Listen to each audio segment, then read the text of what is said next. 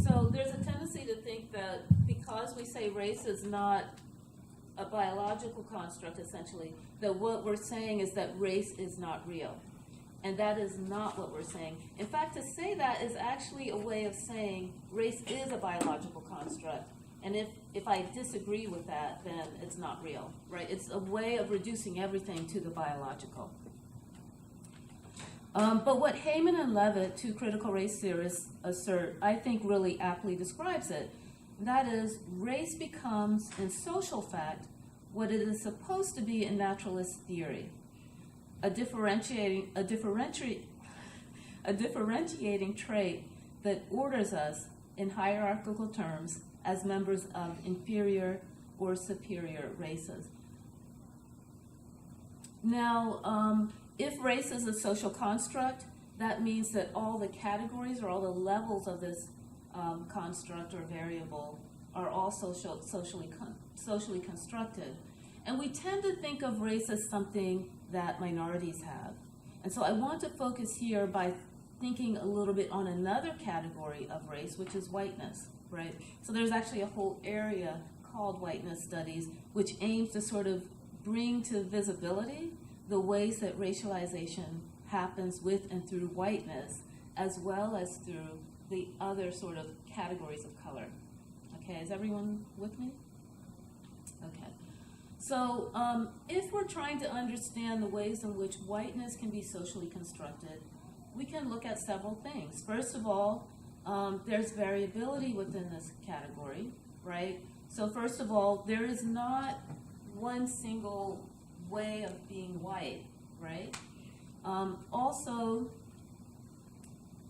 who counts as white changes over time. Again, this can happen at the population level or at the individual level. Who counts as white changes across social contexts or conditions. There is also situational whiteness, similar to the example of the person who identifies as Mexican in one context, maybe Chicano in another, American in another. Similar things can happen with whiteness, and there's been a small but really rapidly growing body of work that's looking at this among people who are biracial or multiracial. In which context do you identify as, for instance, Asian, and in which context do you identify as, for instance, white? And those are, what people are finding is that these are actually predictable. This isn't just random, okay? And then cultural whiteness. What does it mean to be white if what we're talking about is really about the foods one eats, right? What kind of music? What forms of socialization we've been exposed to? Those kinds of things. Are there benefits that come with that form or that dimension of whiteness that might be protected, for instance? Whiteness also, if we're interested in understanding,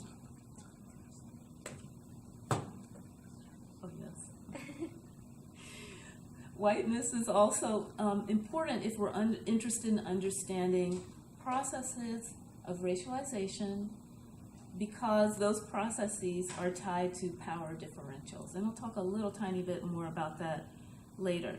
So racial differences are not simply about absolute differences between entities, but they're about relative differences in which there are power differentials. And in this country, we still see, in terms of race and ethnicity, whiteness, the category of white, carrying a disproportionate share of privilege and power relative to other categories. So when we capture whiteness in our measures of race and ethnicity, part of what we want to think about is what does it say about power and privilege in the particular ways that we frame the race and ethnicity variables and the relationships that we're examining. Okay, so there are some other measurement issues in terms of thinking about whiteness. Is everyone who reports being white actually white, right? There are some circumstances in which people who are not white would report being white. And again, those patterns are actually predictable based on the racial dynamics of our country. So, for instance, some significant minority of African Americans historically have tended to report their identities as white in order to avail themselves of the resources that are available to whites but less available to African Americans, okay? So that's an instance where, in studying racism in health and thinking about the categories of white and, in this case, African American, it might be useful to think about how many people or why might people shift. Are there ways in which people pass as members of one racial group, almost always a more privileged racial group, rather than members of a more disadvantaged group? Another question I think we're going to have to begin to answer or to look at more closely and answer is, are there health-related disadvantages associated with being white? And there are a number of reasons for my framing the question this way. One of them is that the consequences of racial inequalities we often think about as having an impact on the minority groups. But is it possible that there are consequences for the entire society? All right. So it's easy to think of race and ethnicity as something that minorities have, right, as attributes of minorities. And as much as I challenge that thinking in others, I also have to challenge it in myself. But racial categories are actually linked to one another inherently. And so I find it useful to try to think in terms of racial relations instead of race, right? So the term race, when we talk about it in terms of just categories and race, it gives us that it gives the sort of implication that these are just discrete units kind of floating around in the universe, and they actually are not. And we wouldn't have one race without another race. They are inherently linked. And those linkages are relative to one another. So it's not that all racial groups simply exist on the same plane, but that some have greater value than others along particular axes, right? So if we're talking about definitions of beauty, or if we're talking about access to particular resources, or the merit to have access to particular resources, these things are considered at different, these groups are seen as meriting them at different levels, right? Everyone is not equal. That's the long and short of it. Probably the most important thing I would say is that these differences in terms of race and ethnicity are driven by social stratification.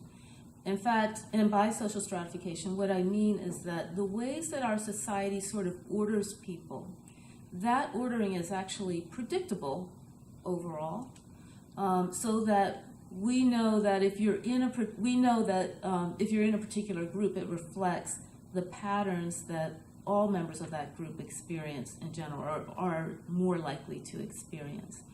Other forms of social stratification besides racial stratification include things like gender stratification, socioeconomic stratification.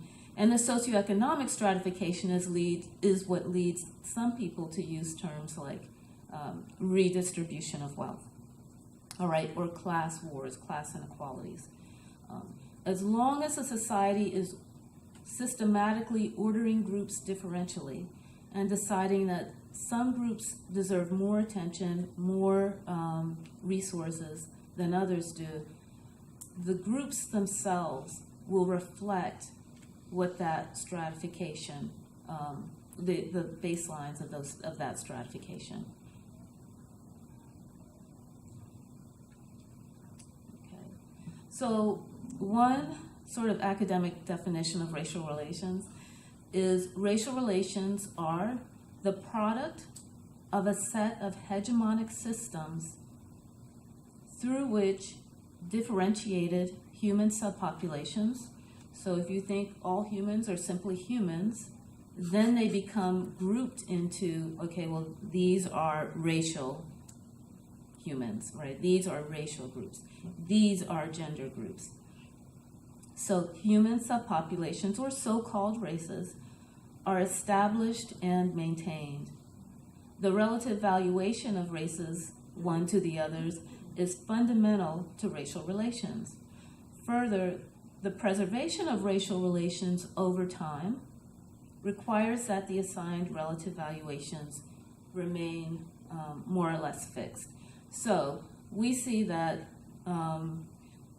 with racial stratification, it's like trying to move a huge ship.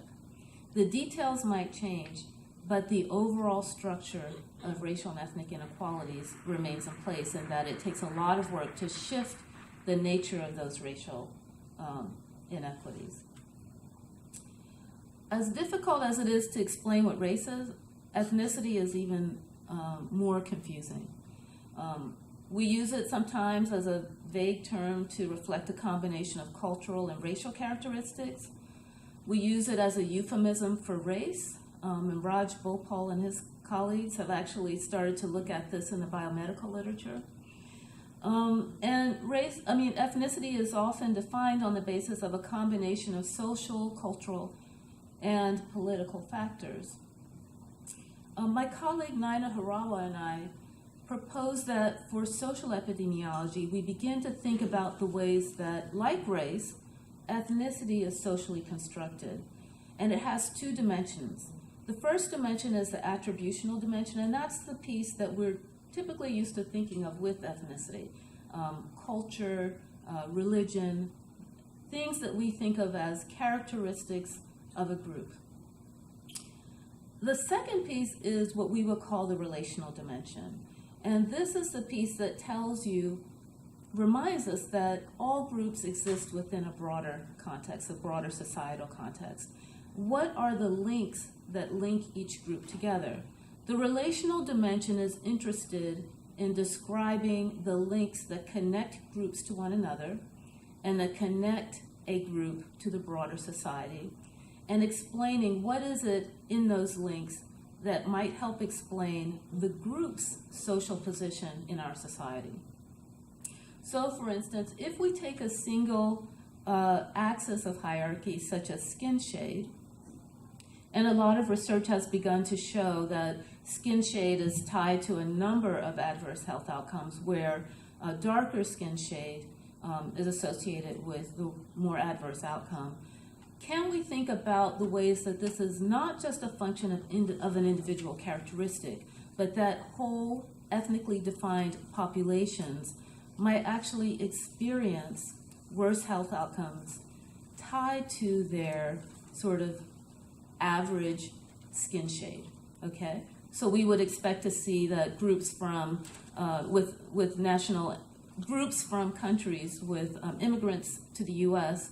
coming from countries where the average skin shade is darker have worse outcomes in the United States than those who come to the United States from countries where skin shade is on average lighter on that particular axis, the axis of skin shade.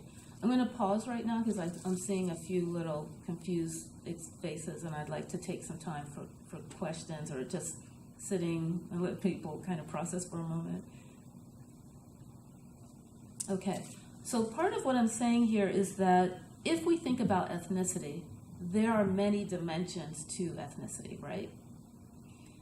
If we want to study ethnicity, there might be a way for us to focus on identifying a specific dimension of ethnicity, right? Rather than say ethnicity, can we think about what is it that contributes to our understanding of a group as an ethnically defined group? We may not think of the group as racialized in any way. However, what I'm saying to you is that in the United States, race remains a dominant force, and that even when we're thinking ethnically, race is playing a role in shaping our understandings of what counts as an ethnically defined group. If we think about ethnicity that way, then we might think about some of the social dimensions of race or even of ethnicity and how they might influence a group's risk for health disparities. So if we think again about ethnicity, just thinking about, for instance, one axis of inequality in our country, we know that one axis is skin shade. Can we think about the ways that skin shade might play out for ethnically defined groups in this country? Yes, we know, for instance, if we think about immigration policies, that our immigration policies have worked in ways that have historically disadvantaged populations who are not from particular parts, not even all of Europe, from particular parts of Europe.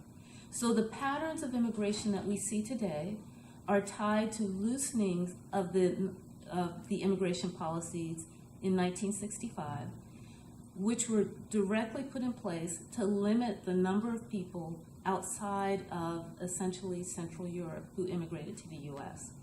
So it's rather complicated, but yes. You might have saw my, hello everyone, I'm Tia Ferguson. You might have saw my confused look for a second. Okay. For a second, as you were talking about the skin shade, and I'm like, I'm not familiar, well, I mean, to be honest, I'm not familiar with the literature in that area. But when, how you said it at first, it sounded like, you know, which is, I'm sure how it has been reported, that the skin shade were associated with adverse outcomes. Did you, I don't want to misquote, but that's what I kind of heard, or that's what I kind of took in as you were saying that studies have shown, or there's some people that have identified that in the literature. And I guess that's where I was kind of, as I guess, my puzzle look to think about, is it really, and think about the literature and how we talk about it and how individuals interpret the data and what they see. Is it really the skin, differences in skin tone, right, which is the adverse implication of health, or right, is it other pieces of society, right, which perpetuate, the negative adverse health outcomes because of the people that have the darker skin color? Do you understand where I'm going with? You are right on target. Okay. The reason that we would want to understand this is not because it says something about skin tone, but it says something about our society and what our society does to people based on their skin tone. And so part of what's really useful about this tool, for me, is that it actually shines a light back on the mechanisms in our society that are work. Skin tone would have no meaning in terms of adverse outcomes were it not for the fact that in our society people are treated differently based on skin tone. And so part of what we're trying to advance with this tool is a way for us to systematically begin to identify and document specific mechanisms by which we see these adverse outcomes happening. And I think in the proper hands and interpreted correctly, then the message is really there. On the other hand, others could use that as a defining, as in like, right, people of adverse color have adverse, or it's like, the darker you are, the worse health outcomes you have. Like that's inferior. They can, it can be linked biologically with skin tone and genetic pieces. So that's where it's kind of like, it depends on who's reading it and how it's interpreted. It's a kind of area that can be. Okay, so this is absolutely crucial. The way that you're framing skin tone right there sounds like an attribute of a person, whereas what I'm saying is skin tone is actually a link connecting groups. And we're saying that skin tone is an axis along which groups are being ordered. And so we want to understand what is the ordering and how is that happening. And so if we see differences in this way, if we see them systematically by groups, and especially along the lines that for critical race theory we would say are predictable, then that would raise some serious questions, not about what black skin means for poor health, but what our society is doing. All right, so this is not about the attribute, which we consider to be the first dimension. What we're really interested in is the relational dimension, which is how does skin shade function as a mechanism in our society, or how does treatment along skin shade function as a mechanism? Skin shade, if we see it as a hierarchy, what is that hierarchy doing?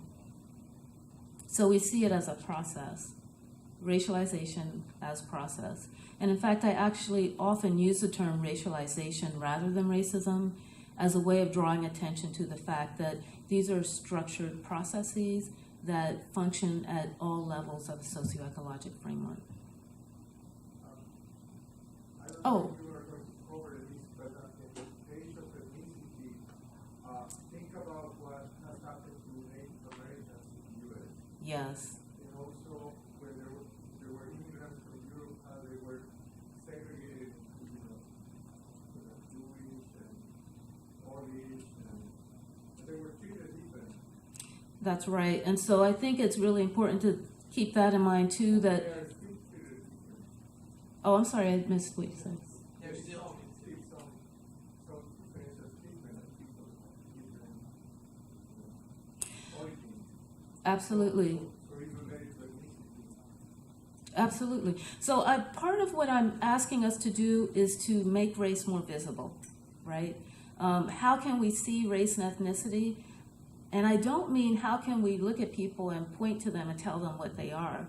What I mean is how can we see how our society is shaping our interactions with one another and how we relate to one another, how we see one another, how we categorize one another. These processes are going on. The question is, do we recognize them? And also, are we accounting for them in the work that we do, in our studies and so forth? That latter question is really the essence of what I'm trying to get at. I would say for the most part we do not. And that part of what's important to think about in terms of the over time piece, and I find this a real challenge in my class that I teach on racism and public health, is that many of my students have a perception of these constructs of ethnicity as very ahistorical and just sort of in the present. So we think of ethnicity as only Latino or not Latino. We think of race and ethnicity using very particular understandings of them that are real for us today, but we don't understand that, 50 years ago, who we counted as white, excluded a lot of people, right? Or it included some other people than we have now. I won't belabor the point, but I'll just say this real quickly about that in terms of whiteness, is that, for instance, in Pittsburgh, when you say the term ethnic, you think of things like, the Polish Hill, Germans, Jewish folks, so it's a very different kind of understanding than just thinking about it in terms of being people of color per se. There's a lot that we could say here, but I'm going to move along. So there are a few health equity considerations. Race reflects social experiences given a set of physical characteristics as well as racial or ethnic assignment. So really we can see race and ethnicity as being sort of indicators for us of people who are at risk for particular kinds of social treatment. Those forms of social treatment are hard to define. So what tools can we use to try to identify those kinds of social treatment? Race does not indicate an inherent biological risk factor. Race and ethnicity are closely tied to socioeconomic status, and Jay Kaufman has written, along with his co-authors McGee and Cooper, a really excellent paper that looks at the residual confounding of race, no matter how we try to assess socioeconomic status. And then a final consideration is that journal editors say that we need to exercise caution when we use, terms like race and ethnicity, race effects, et cetera, and I would like to see that pushed much further. That's not pushed to the extent it should be. Okay, racism. Now there are a number of definitions of racism. A number of us in the room have written definitions of racism, but I find this particular definition of racism very useful for thinking about public health. It is, quote, the state-sanctioned and or extra-legal production and exploitation of group-differentiated vulnerability to premature death. Okay, so racism is forms of inequality that the state is involved with, and also that non-state actors might be involved with, that create and or make use of existing group differences in vulnerability to premature death, to mortality. What I like about this definition in particular is that it deals both with populations and with the body, with mortality, right, and with population level patterns. I find that particularly useful for public health. Racism is complex, multifaceted, multi-level, across all levels of a socioecologic framework, no matter how we define it. It permeates all dimensions of life. Thank you. And it's relative, so that by one group experiencing advantage, in many cases, though not all, another group experiences a disadvantage. And one way to see this pretty easily is to think about environmental hazards. By definition, if an environmental hazard is in one neighborhood and it generates harms for the residents of that neighborhood and generates benefits for another neighborhood. The nature of the relative nature of this is that they're unearned, right? So it's not that one neighborhood deserved the disadvantage and another didn't. It's that these things are unearned and yet structured differently. Kamara Jones has put forward in her lovely article, The Gardener's Tale, and if you haven't read it, you must, in the American Journal of Public Health. And she explains how racism occurs across 3 levels of a socioecologic framework. There are actually many different socioecologic frameworks out there. I would just say that that racism operates across all of them. And here I've just listed a couple of different ways that we could think about racialization operating at many different levels. All this to say that when we use the term racism, we're actually using it as an umbrella term to refer to many different things. And it could be that we're talking about racialized policies, right? So we might not say, well, this is the immigration policy that only applies to a particular group. But in practice, that might be what happens. We can think about the same thing happening at the community level or institutionally. Most of the work on racism in health is actually focused more proximally on interpersonal forms of discrimination. But if we think of each of these levels of influence as being nested within one another, what we see is that these more macro level factors drive these more interpersonal factors, and the more proximal factors might actually be less influential. But that's where the bulk of our work is at this stage in the field, in large part because that's what we're able to measure. There are a number of measures that are available. I've just listed a couple of here for those of you who are interested in assessing, for instance, discrimination. In the interest of time, I'm going to move along.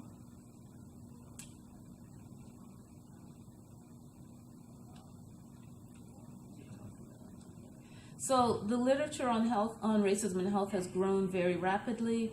One point I would make is that much of the work in this area has focused on outcomes that are not the ones I study, which is HIV/AIDS. And I believe